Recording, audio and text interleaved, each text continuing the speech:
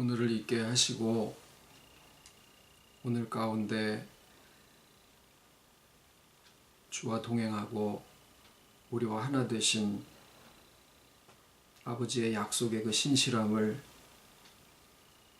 우리가 모든 것이 움직일 때 또 그 능력을 확인하고 갈 수 있게 은혜 허락해 주심을 감사를 드립니다. 눈에 보여지는 것들은 또 우리를 좌절하게 하고 힘들게 할 때가 아직 있지만 보이는 것에 이제 더 이상 휘둘리지 아니하고 우리 마음의 문빗장을 굳게 닫아 걸므로 위에서 주신 평안을 어떤 것에도 또 놓치지 않을 수 있는 담대함과 강건함을 허락해 주심을 또 감사를 드립니다. 위에서 시작하신 일이 오니 모든 선하신 일이 온전히 다 이루기까지 쉬지 아니하실 것을 또한 저희들 알기에 저희들도 약하여질 수밖에 없는 상황 속에서도 아버지에 대한 그 믿음으로 또 힘을 내어 가오니 날마다 새롭게 하시고 말씀으로 강건케 하여 주시옵기를 간절히 바라와 저희들에게 시작하신 선하신 일들이 또 온 가족과 또 온 세상에 여호와를 아는 지식이 충만하기까지 이룰 수 있기를 또 소원을 드리와 모든 말씀 예수님 이름으로 기도드립니다. 아멘. 오늘부터 말씀은 로마서로 들어가겠습니다. 1장 1절로 6절까지입니다. 로마서 1장 1절. 예수 그리스도의 종 바울은 사도로 부르심을 받아 하나님의 복음을 위하여 택정함을 입었으니 이 복음은 하나님이 선지자들로 말미암아 그의 아들에 관하여 성경에 미리 약속하신 것이라. 이 아들로 말하면 육신으로는 다윗의 혈통으로 나셨고 성결의 영으로는 죽은 가운데서 부활하여 능력으로 하나님의 아들로 인정되셨으니 곧 우리 주 예수 그리스도시니라. 그로 말미암아 우리가 은혜와 사도의 직분을 받아 그 이름을 위하여 모든 이방인 중에서 믿어 순종케 하나니 너희도 그들 중에 있어 예수 그리스도의 것으로 부르심을 입은 자니라.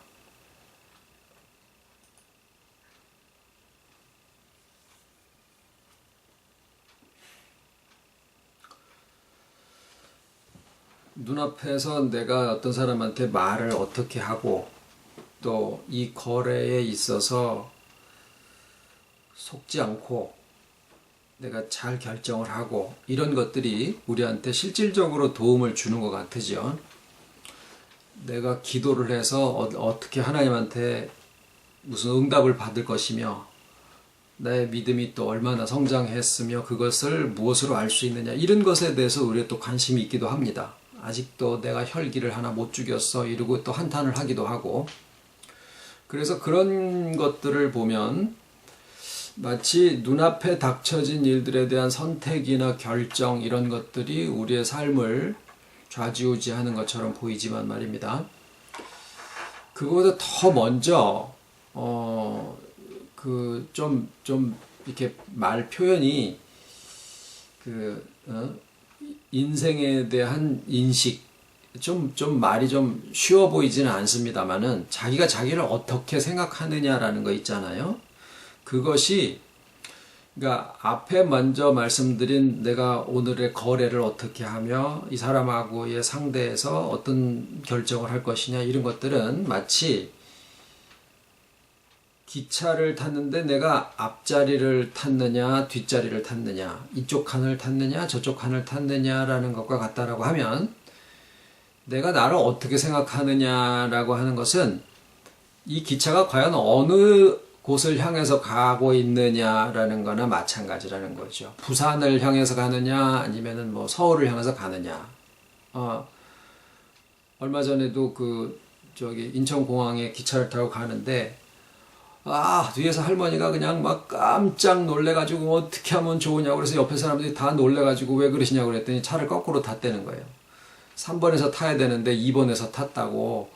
그래서 인천공항으로 가는 게 아니라 지금 막 거꾸로 내려가야 되는 사람이 그랬다고. 우리가 실질적으로 나의 삶을 어떻게 생각하고 내 삶은 어떤 것이다. 정의를 어떻게 내리느냐. 이것은 내가 오늘 당장을 어떻게 살아가느냐 하고 내가 어떻게 결정을 하고 눈앞에 있는 이익에 내가 지금 손해를 받니 어째 이런 것보다도 훨씬 더 중요하다라는 겁니다. 왜 이런 얘기를 지금 오늘 드리느냐면 사도 바울 그러면 우리가 거부할 수 없이 굉장히 신앙에서 큰 분이다. 그런데 단적으로 딱 말씀을 드리면 아브라함이 신앙에 있어서 굉장히 중요한 분이지만 우리가 아브라함을 믿는 게 아닌 것처럼 사도 바울이 굉장히 큰 분이시지만 우리가 사도 바울을 믿는 것은 아니다라는 거예요. 우리는 예수를 믿는 것인데 예수님을 믿는 것인데 구약시대에는 하나님으로 나타나셨고 그런데 이 사도 바울도 우리가 그 사도 바울을 무시하거나 그분의 신앙을 평가절하하는 게 아니라 근본적으로 사도 바울도 아브라함과 마찬가지로 우리에게 주님의 편지를 전달하는 하나의 전달자이지 그분의 신앙이면은 모든 것이 100% 우리도 그대로 해야 된다라고 생각해서는 안 된다라는 거예요. 그래서 오늘 이제 우리가 이 사도 바울의 그 자기 고백이 뭐라고 되어 있는지를 한번 다시 보시면 예수 그리스도의 종 바울은 사도로 부르심을 받아 하나님의 복음을 위하여 택정을 입었다. 이렇게 되어 있고 그 다음에 복음은 하나님이 선지자들로 말미암아 그의 아들에 관하여 성경에 미리 약속하신 것이라. 그게 두 가지입니다. 하나는 자기 자신에 대한 정의를 내렸고 또 하나는 예수 그리스도에 대한 그 복음의 정의를 내리고 있어요.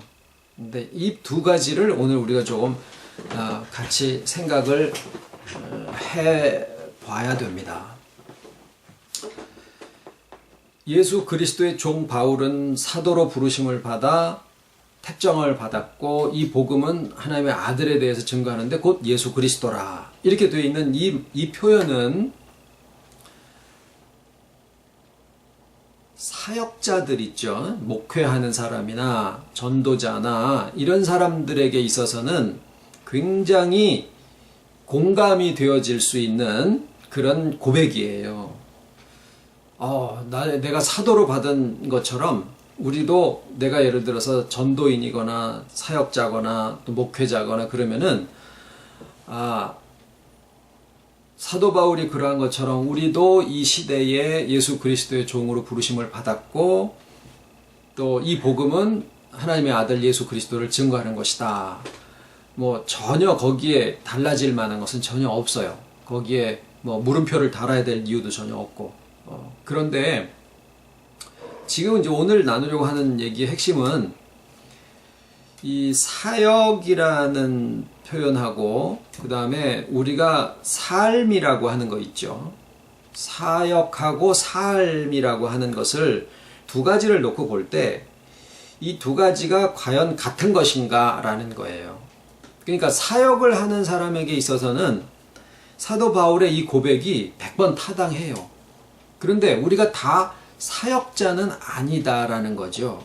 그리고 그러면 이제 어떤 입 바른 사람들은 아이고 사역이나 삶이나 결국 궁극적으로 들어가보면 다 똑같은 거다라고 막 설명을 하고 싶은 생각이 들겠지요. 그런데 그것을 모르는 게 아니에요. 압니다. 그런데 우리가 실제로 사역이라고 이야기를 할 때 그것은 우리가 일반적으로 받아들여지기를 그거는 그냥 목회자나 교회 일에 관계되는 부분에 대해서 하는 이야기지 내 평소에 살아가는 삶에 대한 관심이 나는 더 많다라는 거예요. 그쪽보다. 그러면 우리가 왜 이것을 굳이 불편하게 이걸 구분하고 앉았느냐 그것과 그것이 같다라고 얘기하면 될 거 아니냐. 그런데 그렇게 하다가 보면은 복음이 사역에 관계된 일이라고 우리가 생각하고 있는 교회 일, 전도 또는 뭐 내가 무슨 직분을 맡았으면 그 직분에 관계되는 일을 할 때는 이 사도 바울과 같은 그런 고백이 나의 마음에 공감이 되어지면서 그래 맞아 그렇게 나도 똑같은 식으로 부르심을 받았고 택정함을 입었어. 복음이 바로 하나님의 아들을 증거하는 것이야 라고 받아들일 수 있는데, 그 외에 내가 공부를 한다든가 애를 키운다든가 무슨 집을 옮겨 가야 되는데 지금 대출을 받을 것이냐 말 것이냐 이런 문제나 어떤 사람을 대할 때 나의 일상적인 삶을 살아갈 때는 그런 정의가, 삶에 대한 정의가, 사도 바울의 고백에 가까운 그런 삶의 정의가 적용되지 않는다라는 거예요. 그래서 지금 이 시간에는 우리가 그 얘기를 모르지 않아요. 사역과 삶이 서로 다르지 않다라는 것을 모르지 않는데, 그것을 의도적으로 사역을 좀 배제하자 그 말입니다. 그리고 그냥 나의 삶에 대해서 생각을 해보자라는 거죠. 그러니까 우리가 전도하기 위해서 사는 것은 아니다라는 거예요. 이제 노골적으로 얘기하면은 전도해서 교회를 부흥시키기 위해서 사는 게 아니라 나의 삶을 살아가는 것이다 라는 그 관점으로 우리가 로마서 1장을 보자라는 겁니다. 사도 바울은 전도해서 예수 그리스도의 복음을 전파하는 게 그 사람의 삶이었어요. 어쩌면은 저 같은 사람은 가능하다라고 생각하실 수도 있겠지만, 저도 요즘 생각하는 게 뭐냐면 나의 삶이 무엇이냐라는 걸 생각하지 나의 사역이 무엇이냐라는 것을 생각하는 것보다 나의 삶이 무엇이냐라는 생각을 더 많이 합니다. 사역이 달라지느냐? 그렇지 않습니다. 왜 그러냐면 사역이라는 그 표현이 사도 바울도 그렇게 생각 안 했을 수도 있고 본래 그 말 뜻이 그렇지 않을 수도 있는데, 실제로 사용되고 있어서 우리가 받아들여지는 그 느낌은 어떤 일에 관계되어 있어서 자기가 하는 어떤 사역이 마치 직업에서 성취하는 어떤 대상, 이런 것들처럼 받아들여지고 있는 일종의 소유의 형태로 받아들여지고 있는 그런 느낌이 있어요. 그래서 사역에 관계된 신앙 고백 말고 그냥 우리가 살아가는 우리의 삶에 대한 고백을 한번 오늘 생각을 해보자라는 겁니다. 나의 삶이 뭐냐? 나의 삶이 목적이 뭐냐? 나의 삶의 목적이 뭐냐? 우리가 이제 교회를 오래 다니셔서 장로님이 되시고 이러면 이미 다 압니다. 답이 뭔지. 왜냐면은 소요리 문답 제1번이 인생의 제일 가는 목적은 하나님을 영화롭게 하며 영원히 그를 즐거워하는 것이다 라고 딱 나와 있기 때문에 오늘 사도 바울의 고백도 그와 다르지 않습니다. 내 삶의 의미와 목적이 무엇이냐? 결국 예수 그리스도를 증거하는 사도로서 부르심을 받았다, 이거거든요. 근데 이제 우리는 어떠냐라는 거죠. 제가 이제 우리라고 얘기를 할 때는 그냥 생활인으로서의 우리를 얘기를 하자 그 말입니다. 일부러 사역과 전도와 교회 일에 관계된 것을 싹 빼고 그냥 생활인으로서의 나. 왜냐하면 우리가 많은 시간을 그 생각을 하면서 살지 교회 일을 생각하면서 사는 게 아니기 때문에 나의 삶이 의미가 무엇이며 목적이 뭐냐, 이것을 놓고 생각을 해보자 그 말입니다. 그러면 사도 바울의 고백이 문자적으로 우리에게 적용되어져서는 안 된다라는 거예요. 그 제일 첫 번째가 뭐냐면 예수 그리스도에 대한 고백이에요. 사도 바울이 예수님에 대한 고백을 한 게 이렇게 되어 있습니다. 이 아들로 말하면 육신으로는 다윗의 혈통에서 나셨고 성결의 영으로는 죽은 가운데서 부활하여 능력으로 하나님의 아들로 인정되셨으니 곧 우리 주 예수 그리스도시라. 그로 말미암아 우리가 은혜와 사도의 직분을 받아 그 이름을 위하여 모든 이방인 중에 믿어 순종케 하나니. 이게 이제 말이 좀 어렵습니다. 성경의 표현이. 이제 쉽게 얘기하면 예수 그리스도에 대한 복음의 이 사도 바울의 증거하는 바는 뭐냐면 성경이 전체가 예수님을 증거하고 있으니까 우리도 그 예수님을 증거하는 삶의 하나의 직분자로서, 사도든지 어떤 직분자로서 부르심을 받아서 이 복음을 모든 사람에게 증거하는 그러한 일들을 하는 것이다. 이렇게 얘기를 하고 있는 거예요. 근데 저는 지금 여러분과 이 내용을, 그 내용을 지금 나누려고 하는 게 아니에요. 예수님에 대한 복음의 의미를 조금 달리 가져야지 된다라는 거죠. 그게 뭐냐면 예수님에 대한 의미가 우리에게는 어떻게 돼야 되냐면 사도 바울의 그 모든 고백은 다 맞습니다. 그런데 나의 현실에 있어서 나의 관심이 무엇에 있느냐? 오늘의 지금의 나의 현실에 관심이 무엇에 있느냐라고 볼 때 우리 충주에 계신 장로님이나 중국에 가 계시는 최현지 집사님이나 뭐 각 지역에 모두 다 계시는 그 자리에서 나의 오늘의 관심이 제일 많은 게 뭐냐면은 내가 살아가는 삶이에요. 여기에 사역이라는 이름이 붙어버리면 왠지 내 몸에 맞지 않는 옷을 입은 것과 같은 어색함들이 있다라는 거예요. 그게 틀린 게 아니다라는 얘기를 지금 하고 싶은 거죠. 왜냐하면은 우리는 우리에게 주어진 삶을 살아가는 것인데 그 삶을 살아가는 데 있어서의 복음의 의미와 예수님의 의미를 우리가 재정립하는 게 왜 필요하냐면 그래야 나의 삶 속에 주님의 능력이 나타나게 돼요. 사역의 현장에서 주님의 능력이 나타나는 것만이 아니라 나의 일상의 삶 속에서 주님의 부활의 능력과 복음의 능력이 거기서 나타나게 됩니다. 우리가 교회 일을 하는 데 있어서는 말도 하고 어떤 행정도 하고 헌신도 하고 어떤 것을 해야 된다라는 그런 기준을 가지고 막 이렇게 저렇게 얘기를 할 수도 있어요. 우리는 지금 그렇게 할 수 있는 여건이 참 갖추어지지 않고 있는 상황입니다만은 이렇게 가야 되는 게 아니냐 저렇게 해야 되는 게 아니냐라는 어떤 신앙생활을 해오면서 교회와 관계된 것들에 대해서는 많이 가지고 있는데 하나님이 우리의 상황을 어떤 식으로 지금 만들어 놓으셨냐면 교회와 사역과 전도와 선교에 대한 관심을 막 쏟아부을 수 있는 환경을 만들어 주지를 않고 계셔요. 그래도 나는 나에게 주어진 삶을 살아가야 되잖아요. 생활인으로서 주부면 주부, 학생이면 학생, 교사면 교사 나름대로의 어떤 우리의 그 입장들이 다 있고 나의 인격과 나의 성품과 나의 관계들을 가지고 살아갑니다. 교회와 비록 연관이 없다고 하더라도.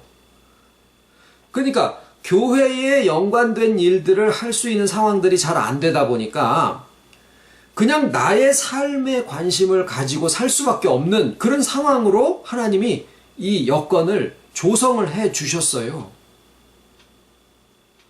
그러면 사도 바울의 고백은 교회 일을 하는 데 있어서는 딱인데 생활인으로서 내가 살아가는 데 있어서는 조금 부담된다라는 거예요.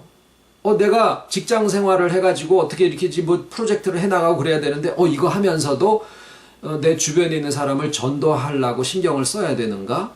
내가 이렇게 애들 공부 가르치면서 거기에서 만나는 부모들하고 어떤 전도를 하려고 또 나름대로 이렇게 방법을 모색을 해야 되는가? 이런 생각을 하고 사는 것만이 하나님의 일을 하는 것이고 그것만이 주님의 복음에 입각한 그런 삶을 사는 것이냐? 그러면은 그런 거 하지 않는 나머지 삶은 뭐냐라는 거죠. 나머지 삶은 교회와 상관이 없고 선교나 전도 이런 것과도 별 상관이 없는 그냥 나의 생활인으로서의 살아가는 그 삶에 있어서의 복음의 의미가 뭐냐라는 거예요. 지금 그 얘기를 드리려고 그러는 거예요. 그것은 사도 바울의 사역이 예수님을 어떻게 자기가 받아들였느냐라고 하는 거에 직접적으로 연관이 되어 있습니다. 그것처럼 지금 우리에게 있어서도 복음은 곧 주님인 것은 다르지 않아요. 그런데 그 주님에 대한 이해를 우리가 어떻게 하느냐, 이게 굉장히 지금 우리에게는 실질적으로 중요한 문제다, 그 말입니다. 자, 사는 의미와 목적이 뭐냐? 지금 우리가 이제 하나님의 영광을, 하나님을 영화롭게 하며 영원토록 그를 즐거워하는 것입니다 라고 답을 쓰라고 하는 게 아닙니다. 어떤 답을 드리는 거냐면, 자신의 의지로 하나님의 계심과 섭리와 목적의 선하심을 인정하고 하나님과 연합된 삶을 통해서 하나님의 뜻과 자신다움의 충만함을 추구하는 것이다. 이렇게 한번 적어봤어요. 말이 또 어렵죠. 무슨 얘기냐면, 예수님을 증거하기 위해서 사는 게 아니라 자신으로서의 삶이 충만해지는 것이다 라는 거예요. 그런데 이 자신으로서의 삶을 충만한 데까지 이르게 하는 것을 그리스도의 장성한 분량에 충만한 데까지 이른다라고 표현을 하셨어요. 그러니까 자신이라고 하는 것을 어떻게 아느냐, 이게 참 중요한 문제라는 거예요. 우리가 지금까지 많은 경우에 가르침이, 복음이 나하고 하나님을 별개로 생각을 해서 나하고 주님을 별개로 가르치는 그런 가르침을 자꾸 받다 보니까 나는 나라고 생각하지 주님이라고 생각을 안 하고, 주님은 주님이라고 생각하지 나라고 생각을 안 하고 살게 되어 있더라라는 거죠. 그런데 지금 드리는 나는 누구냐? 나는 주와 하나 되어 있는 그런 존재다. 이거를 자꾸 말씀을 드리는 거예요. 나는 내가 아니라, 나만이 아니라 그리스도와 연합되어 있는 그러한 나다라는 거죠. 그래서 내가 나로 충만해진다라는 것은 그리스도로 충만해진다라는 것과 같다라는 얘기예요. 사과 그리스도가 있고 배 그리스도가 있어요. 사과는 사과다워야지 되는 거고, 배는 배다운 맛을 내고 그 과즙이 어떻게 나와야 돼요. 그런 배가 배다워야지 그게 배다운 충만이고, 사과는 사과다워야 그게 사과다운 충만이 되듯이, 나는 나로서의 그리스도의 장성한 데까지 충만한 게 있고, 여러분은 여러분들대로의 그리스도의 장성한 데까지 충만한 그것이 또 따로 있다라는 거예요. 여러분은 예를 들어서 사과 그리스도라 그러면 저는 배 그리스도고, 이 사람은 포도 그리스도고, 그런데 다 각자의 자기의 색깔과 자기의 성품과 자기의 인격 같은 그러한 속에서 충만해지는 것이 똑같아야 되는 게 아니다라는 거죠. 그러면 우리가 예수 그리스도를 어떻게 정의를 내야 되느냐 하면, 그분은 성결의 영으로서 하나님의 아들로서 부활하셔서 이런 것으로 역사의 모든 과정은 이미 우리가 알았다 그 말이죠. 그러면 거기에 한 가지 더 들어가야 되는 것은, 우리가 주님을 증거하기 위해서 사는 게 아니라 주님이 우리에게 오셔서 우리와 하나 되심으로 주님이 우리를 우리답게 하는데, 그게 그리스도와 하나 된 상태에서 우리다워진다라는 거예요. 그리스도 안에 있지 않으면 내가 나로서 나다워지지 않는다라는 거죠. 이것이 우리가 이제까지 다 듣던 내용이니까 이상하게 들리지 않을지 모르지만, 보통 우리가 기존에 알고 있던 것은 내가 없어져야 그래야 주님을 증거한다라고 우리가 알고 왔기 때문에, 내가 자꾸 소멸되어질 때 주님이 나타나시는 것으로다가 생각을 했어요. 그러니까 내가 좋아하는 것도 안 되고 내 표현을 해서도 안 되고 내가 무언가에 막 몰두해서도 안 되고 그걸 하다 보면은 뭔가 하나님한테 가야 될 마음을 내가 뺏기고 있는 것과 같은 그런 생각이 들더라라는 거죠. 그런데 그것은 예수님하고 내가 따로 있어서 예수님을 증거하기 위해서 내가 살아간다 이렇게 가르침을 받았기 때문에 그래요. 그런데 지금 드리는 말씀은 연합이요. 그러니까 내가 있는데 내가 지금 나로서 뭐가 빠진 거예요. 안고 없는 찐빵이고 고무줄 없는 팬티고 또 뭐예요. 하여튼 핵심이 빠져 있는 거예요. 그런데 거기에 주님이 오셔서 연합하실 때 비로소 내가 나다워지는 거예요. 그러니까 누가 누구를 위해서 있느냐 이렇게 꼭 따질 수는 없어요. 내가 주님을 위해서 있느냐 주님이 나를 위해서 있느냐 이렇게 이분법적으로 이거 아니면 저거 자꾸 우리는 나누는 거예요. 그렇게 하고 있는 동안에도 나하고 주님을 따로 띄어놔서 생각을 해요. 어떤 분이랑 하나님의 주권과 인간의 자유의지에 대한 토론이 벌어졌었어요. 하나님의 주권은 너무나 성경적으로 분명하게 나와 있어요. 그런데 자유의지, 인권 이런 말만 하면은 그것은 무조건 다 악이야. 그래서 오로지 하나님의 주권이 나타나기 위해서 인간의 자유의지는 완전히 없어져야 돼. 이렇게 딱 박혀 있더라라는 거예요. 그러니까 어떤 상태가 되냐면 무기력해져요. 뭘 어떻게 할지를 모르는 거예요. 그러면서 뭐라 그러냐면 하나님이 하나님의 때에 하시니까 자기는 아무것도 없는 거예요. 그것도 하나님의 주권과 자유의지를 자꾸 띄어놨기 때문에 그래요. 뭔가 하나님은 거룩하고 인간은 속되고 나는 맨날 죄를 짓고 그러니까 하나님하고 인간은 가까워 있을 수 없어. 그래서 나를 자꾸 죽이고 버리고 없애버릴 때 하나님의 것이 내 안에 와서 채워진다. 이렇게 자꾸 가르침을 받다 보니까 나도 그렇게 생각을 하고 그러다 보니까 교회와 관계되는 일을 할 때는 뭔가 내가 사는 의미를 찾는 것 같고 선한 일을 하는 것 같지만은 그것과 빠진 상태에서 그냥 내가 돈 벌고 애들 가르치고 집 사고 팔고 하는 그런 과정에 있어서는 전혀 그냥 신앙이랑 상관이 없는 그런 삶을 살아가고 있는 느낌을 받게 되더라라는 거죠. 그리고 그런 생활의 비중이 커지면은 토요일날 주일날 와가지고 교회 와서 뭐라 그래요? 일주일 동안 죄악된 세상에 빠져 있다가 이제 하나님 앞에 나와서 예배를 드립니다. 또 한 주일 동안 또 지은 죄를 용서해 주시옵시고 이렇게 얘기를 한다 그 말이에요. 그건 뭐냐? 일주일 동안의 삶에 하나님과 분리되어 있다라고 가르침을 받았기 때문에 그래요. 그게 다 뭐냐? 예수님을 증거하기 위해서 내가 살아간다.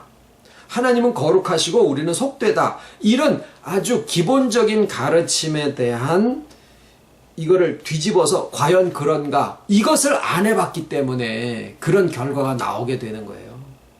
그러면서 지금 저희가 나누는 것처럼 우리가 그러면 예수님을 증거하기 위해서 사는 게 아니란 말이냐? 이렇게 나오고 이런 얘기를 하려치면은 굉장히 이게 도발적이고 도전적이고 아주 발칙하다라고 저놈 이단 아니야? 라고 쉽게 정죄를 해버리게 돼요.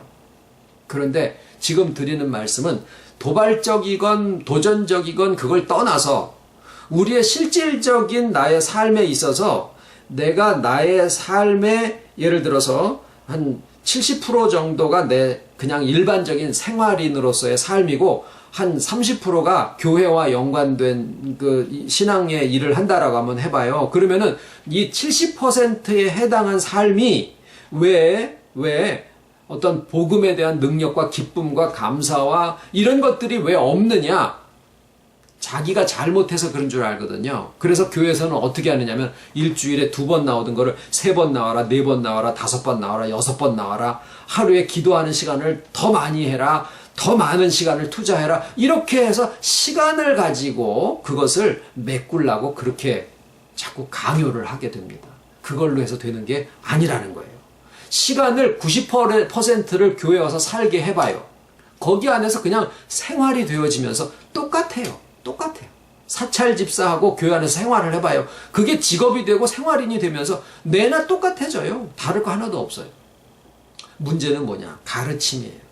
우리가 이건 당연한 거다라고 생각했었던, 우리가 예수님의 영광을 위해서, 하나님의 영광을 위해서, 예수님을 증거하기 위해서 살아간다라고 하는, 이게 틀린 거는 아니지만은 그것 때문에 실상은 우리의 삶이 주님과 분리돼요.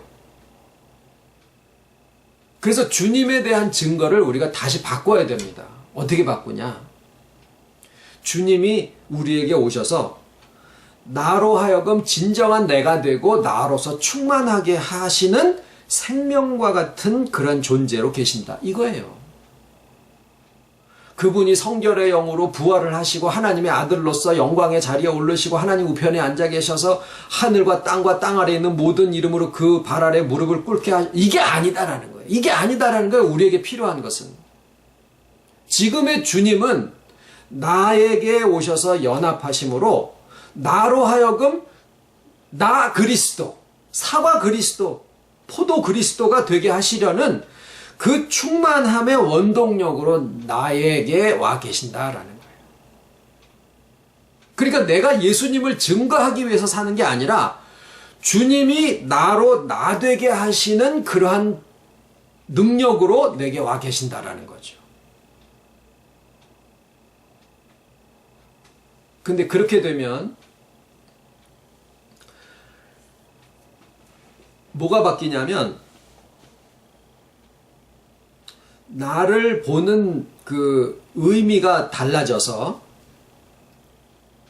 주님이 어떻게 해서든지 나랑 이렇게 떨어져 있는 가르침 속에 있을 때는 내가 예수를 믿더라도 신앙생활조차도 하나의 소유의 개념으로 나한테 있어요. 그러니까 거기에서는 무슨 용어를 쓰냐면 얼마나 이뤘느냐라는 얘기를 해요. 얼마나 이뤘냐. 너 이룬 거 좀 내놔봐. 뭐 이런 식이에요. 그것도 무슨 뜻이냐면 신앙의 하나의 실적과 이런 것들이라는 거죠. 물론 이제 내가 살면서 무엇을 얼만큼 해놓았느냐라고 하는 것이 굉장히 중요하고, 그것이 나를 이 사람은 어떤 사람이야 라고 이야기를 해주는 그 이름표처럼 작용을 하죠. 그 사람이 가지고 있는 것, 그 사람이 성취한 것, 이런 것들이. 그런데 어느 한순간에 나뭇잎이나 이런 게 다 떨어지고 나면은 그냥 나무 둥치만 이렇게 남아있듯이 내가 하나님 앞에 그냥 그대로 그냥 벌거벗은 채로 서 있는 그런 느낌을 가질 때가 있거든요. 그렇게 되면은 내가 뭘 했느냐라는 게 중요한 게 아닌 거예요. 어떤 분에게 그런 얘기를 했습니다. 자, 전도사 또는 목사 이렇게 해가지고 어떤 사람들과의 관계를 맺어왔는데, 그래서 상대들도 나를 목사로 해가지고 대우를 하고 취급을 하고 그러는데, 만약에 이거 다 띄워놓고 인간 대 인간으로 만나면 거기에 나에게 남아있는 신앙 인격, 저 사람이 목사니까 이게 아니라 저 사람이 말하는 거를 보고, 저 사람이 대우하는 걸 보고, 저 사람이 나하고의 약속을 지키는 거라든가 뭐 이런 생활의 모든 모습을 보니까 참 뭔가 이렇게 좀 사람이 마음이 편안해지게 한다든가 뭐 배울 게 있다든가 이런 것들이 있을 거 아니겠습니까? 그러니까 그런 경우에 목사라는 타이틀은 그냥 그 사람에게 이름표일 뿐이지 그 사람 자체는 아니다라는 거예요. 내가 어떻게 되어 있느냐라는 그 부분 말이죠. 자, 그런데 무엇을 해놨느냐 또는 뭐 어떤 관계를 가지고 있느냐, 또는 뭘 가지고 있느냐, 이런 것으로 자기 자신을 정의를 하는 경우가 많은데, 복음에서는 우리에게 무엇을 묻느냐면, 자기를 어떻게 묻느냐면, 주와 연합이 되어 있느냐, 되어 있지 않느냐, 그걸 묻고 있다라는 거예요. 그래서 지금 꾸준히 몇 년 동안을 이 부분을 계속 이야기를 합니다. 계속 이야기를 합니다. 주와 연합된 삶, 주와 연합된 인격. 왜 그러냐면 의사가 환자를 고칠 때 계속 무엇을 염두에 두냐면 이 사람이 아직 살아있다라는 것을 염두에 두는 거예요. 살아있지 않으면 백약이 무효한 거예요. 내가 살아있다라고 하는 그 사실이 주와 연합되어 있느냐, 연합되어 있지 않느냐라는 그 부분이거든요. 그러면 의사가 이 사람이 살아있는지, 살아있지 않은지 어떻게 알아요? 생명이 어디 있지? 그래가지고 뚜껑을 열어보니까, 생명이 아직 여기 있구나, 움직이는구나. 이렇게 아는 게 아니다라는 거예요. 심장이 뛰거나 여러 가지 다른 증거들을 보고 아는 것일 뿐이지. 주와 연합된 것도 뭐냐면 믿음에 해당하는 부분인데, 복음을 들음으로써 믿음이 생긴다고 그러셨던 부분이 우리가 그래서 주와 연합되어 있는 내 자신이다라는 것을 계속 말씀을 나누는 이유는 거기에서 모든 게 출발하기 때문입니다. 그래서 다른 데서 이야기하는 것처럼 인간은 누구나 할 것 없이 불교, 유교, 기독교 할 것 없이 누구나 다 그 안에 신성이 있다라고 이야기하는 그런 얘기가 아니라 왜 주님이 이 땅에 오셨으며 하나님의 아들이신 분이 이 땅에 와서 십자가를 지셨으며 부활하셨으며 그리고 나서 비로소 택하신 자녀들의 영혼에 연합하시고 그래서 우리의 죽은 영혼이 하나님의 창조의 능력으로 같이 소생하게 됐고 그 소생된 영혼에 함께 있는 주님의 부활의 능력이 우리의 인격을 회복시키고 그 다음에 충만한 데까지 나로서 그게 곧 그리스도의 장성한 분량의 충만함이에요. 나로서 충만해지는 것이 곧 그리스도의 장성한 분량에 충만해지는 거예요. 그게 베드로 그리스도예요. 시몬 베드로가 시몬 그리스도인 것처럼 사과 그리스도, 배 그리스도 그런 뜻이에요. 자, 그러면 그렇게 해서 충만한 데까지 가는데 이 모든 충만의 과정은 창세기에 나와 있는 경작하는 원리를 따라서 되기 때문에 에덴 동산의 아담과 해와가 사역자였을까요? 그냥 생활인이었을까요? 답은 생활인이다라는 거예요. 그들은 그냥 자기 생긴 대로 가릴 줄도 모르고 있는 그대로 살았을 겁니다. 그런데 그 모습이 하나님이 보시기에 좋았었을 거예요. 충만함이었었다라는 거죠. 그 얘기는 뭐냐면 그때의 그 충만함이 어떤 형태로 진행되느냐, 자기 혼자서 충만해지는 게 아니라 그 충만함이 씨를 심고 있더라라는 거죠. 다른 사람들에게도 회복의 역사를 일으키고 그 사람도 충만하게 하는 그런 역사를 하는 방향으로 우리의 충만이 진행되어진다라는 거예요. 내가 회복되고 내가 충만하니까 나는 좋아. 내가 좋아. 나만 좋아. 이게 아니라 내가 회복되고 충만되어지면 회복되어져서 고쳐진 의자에는 사람들이 와서 앉고요. 나무가 사과나무인데 사과나무가 병충해가 있었던 것을 병을 다 고쳐주면은 사과 열매가 잘 맺어서 새들이나 이런 게 사람들이 와서 따서 먹을 수 있고,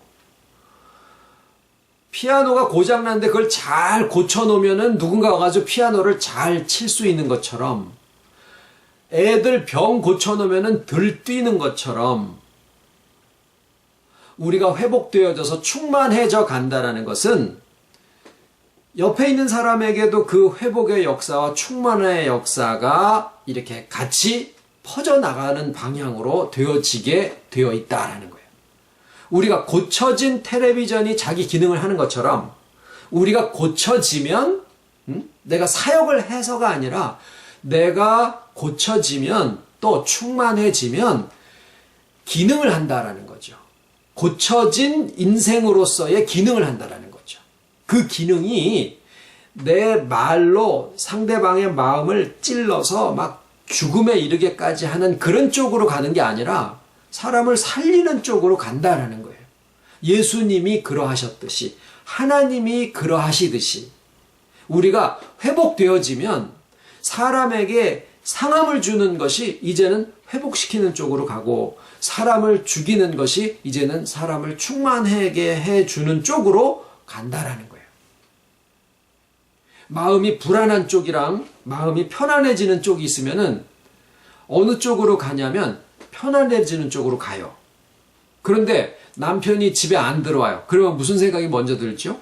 불안한 생각이 먼저 들죠. 왜 그럴까요? 우리가 많은 고난을 겪어오면서 그런 경험을 해가지고 불안한 마음을 마음속에서 받아들였기 때문에 그래요. 일종의 상처입니다.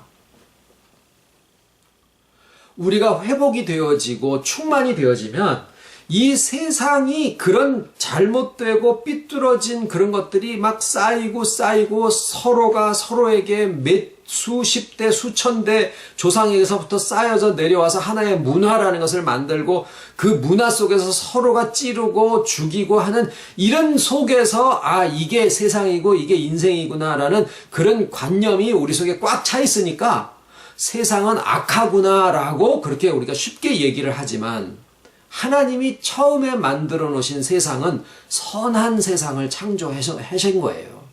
그런데 뭐가 필요했느냐? 자유의지가, 아까 뭐래, 자신의 의지를 따라서 하나님의 섭리를 받아들이고 연합에 대한 소식을 알고 회복이 되면서 점점 충만해져 가는 것. 그거예요. 그렇게 되면 주님은 우리 안에서 나를 충만하게 하시고, 하나님은 삼위일체가 나의 삶에 함께 하시면서 내가 나로서 사과 그리스도, 배그리스도, 시몬 베드로, 이렇게 각자 자기로서의 삶에 충만한 그리스도의 인격이 되어지면 그 사람이 사역자가 된다라는 게 아니라 그 사람에게 하나님의 가지신 성품과 주님이 가지신 것과 같은 그런 기능이 그 안에서 살아서 역사를 하게 되어 있다라는 거예요. 그게 사람을 살리고 회복하게 하고 또 그 사람도 충만하게까지 하는 그러한 쪽으로 이게 우리의 기능이 움직여지게 되어 있어요. 여자가 나이를 먹으면 배우지 않아도 시집가 가지고 애 낳잖아요. 배우지 않아도. 그게 왜 그래요? 몸의 기능이 그렇게 되어 있다라는 거예요. 사람을 만나면 사랑하게 되고 아이를 낳으면 사랑하는 그런 마음이 있는 것처럼, 본래가 인간은 하나님의 성품대로 지음을 받았기 때문에 상처가 다 회복이 돼서 원래와 같은 모습이 되고 충만해지면 하나님이 그러하시듯이 인간도 사랑할 수밖에 없는 그런 기능으로 지어진 존재다라는 겁니다.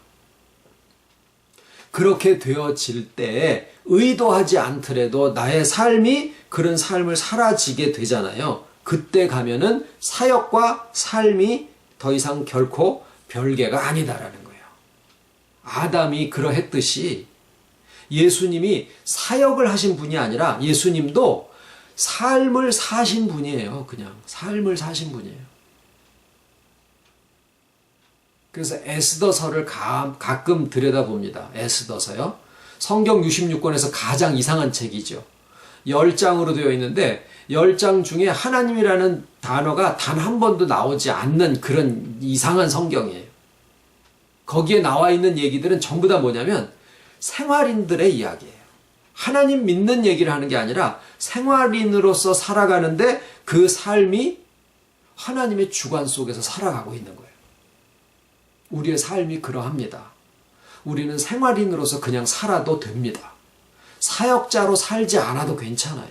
그러나 회복되고 충만된 사람은 어떤 사역자가 하는 것보다 진짜 사역을 하게 된다는 거예요. 그게 오늘 같이 나누고자 하는 말씀의 핵심입니다. 그래서 아담이 아무것도 의도하지 않고 아무것도 어떤 의복이나 이런 거로 자기를 어떤 하지 않더라도, 또는 이 사람은 의사야, 이 사람은 뭐 선생이야, 이 사람은 군인이야, 겉옷을 보면 알잖아요. 그런데 아무것도 입지 않았어요. 무슨 얘기일까요? 그 사람에게 직분이라든가 어떤 직업이라든가 이런 게 아무것도 없어요. 그냥 자기로서 사는 거예요. 그런데 그 자기로서 그냥 살아가는 그 존재와 그 생활인으로서의 그 삶이 경작하는 것이고, 하나님이 지어진 모든 창조물들의 이름을 지어주는 것이었고, 또 회복하게 하는 역사도 했었고, 그로 통해서 또 해화가 만들어지기도 하고, 하나님의 역사와 같이. 그래서 우리의 삶이 궁극적으로 바라고 있는 목적은 하나님이 처음 지으신 것처럼 가장 나다운, 그래서 그리스도 안에서 나 그리스도로서의 가장 충만한, 그리스도의 장성한 분량에 충만한 그 인격에 이르게 하면서 그로써 하나님의 성품이 우리의 인격을 통해서 나타나는 사역과 삶이 결코 분리되지 않는 그런 삶이 되는 것이 우리의 삶의 목적이다라는 말씀을 드렸습니다. 기도하겠습니다. 우리에게 주신 오늘의 삶이 참 복음 가운데서 너무나 이제는 우리가 이렇게 걷어내버려야 되는 삶이 아니라 너무나 나의 품에 안기고 내가 그 하루라는 나의 생활의 삶 속에 잠겨 있더라도 그것이 우리 아버지의 뜻과 배치가 되지 아니하고, 또 우리가 어디에 가서 어떤 생활인의 모습으로 산다고 하더라도 내가 주를 위해서 무엇을 하는 것이 아니라 주께서 친히 우리의 영에 연합하시고 우리의 인격의 모든 생명의 근원이 되셔서 회복하게 하시고 충만하게 하시는 그 가운데 있는 것을 또 저희들에게 오늘 알려주심을 감사를 드립니다. 사도 바울의 삶도 역시 이와 다르지 않았을 것을 우리가 알지만 그 표현이 주는 오해 가운데 많은 짐을 지고 있었던 것들이 사실이지만, 이제 모든 것을 회복하시는 우리 아버지께서 친히 이 복음의 의미도 우리에게 다시 알려주시고, 또 진정한 의미 가운데서 아담이 그러하였듯이 아무것도 우리가 직분으로 이제는 나눠지지 아니하고 오직 그냥 나의 인격과 나의 삶으로 서로를 대할 수 있는 참 놀라운 편안한 복음 가운데 저희를 이끌어 주심을 감사를 드리고, 모든 것 가운데 정말 아버지의 때의 아버지의 방식으로 친히 여호와를 아는 지식이 온 땅에 충만하기를 진정 바라와 모든 말씀 예수님의 이름으로 기도드립니다. 아멘.